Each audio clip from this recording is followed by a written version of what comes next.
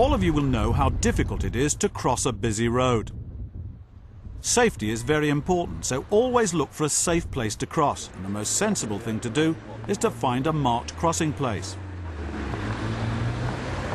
For many years we've been used to crossings that show green and red figures on the pedestrian signal on the opposite side of the road. Now there's a new type of crossing which is better for both pedestrians and drivers. It's called a puffin. More and more of these crossings are appearing on our streets. This is what they look like. The green and red figures are included in the pedestrian control box on the pole at your side of the road, and there are no lights for you to watch on the opposite side of the road. Now watch closely as we show you how to use them.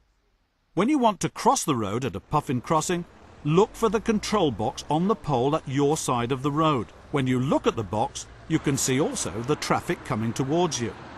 Do not cross when the red figure, that's the one at the top, is showing. To stop the traffic, press the button. Look how it lights up.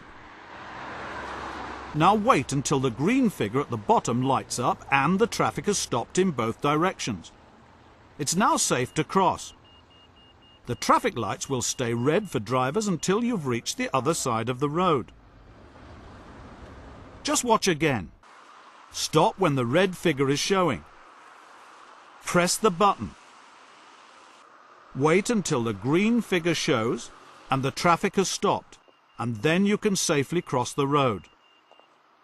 Sometimes you might arrive at a crossing which has the green figure showing and other people are crossing the road.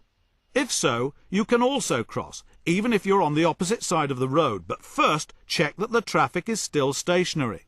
After the green signal for pedestrians ends, the traffic is stopped by a red traffic light until all pedestrians cross the road and get to the other side. Do not worry that you cannot see a signal. The crossing equipment will not allow drivers to be given a green signal until the crossing is clear. This is very helpful for people who walk more slowly, such as young children and those people who have walking difficulties. When pedestrians do cross quickly, a long delay is not needed and traffic is allowed to move as soon as the crossing is clear. This means traffic can start again as soon as everyone has crossed. Sometimes people press the button and then cross the road in gaps in the traffic before the signal changes. At puffin crossings, when this happens, the pedestrian request is cancelled.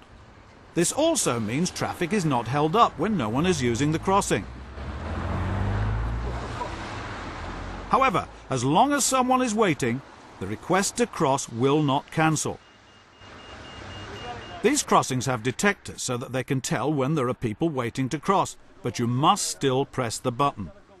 These detectors also watch the crossing and control the lights, so you have enough time to cross, even those of you who are disabled or elderly.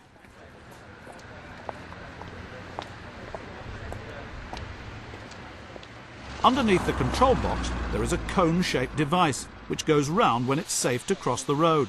Good girl. It's the box. Come on, where is it? By holding this, those who cannot see will know when the green figure is lit up and the traffic has stopped. A bleeper sound is sometimes used at traffic signal crossings when the green figure shows. This helps blind people to know when to cross. The bleeping sound is not used if it could be confusing to pedestrians crossing the road.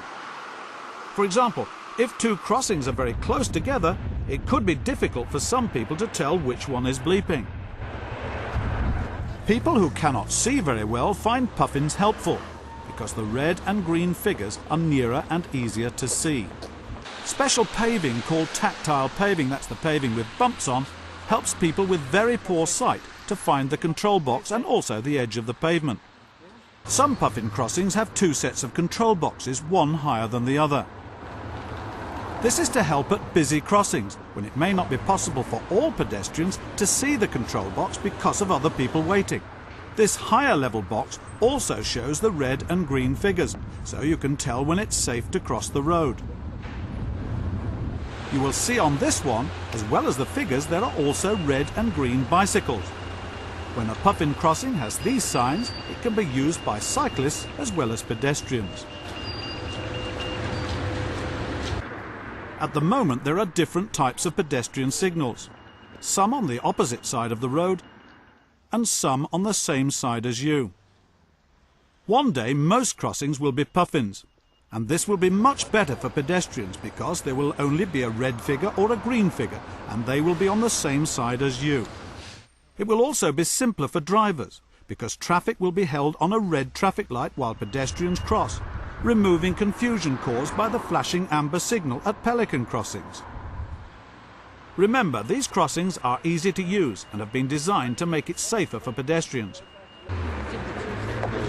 Whether they are at a junction or simply where they are needed to cross a busy road, or even if there is a traffic island in the middle of the road, they all work the same.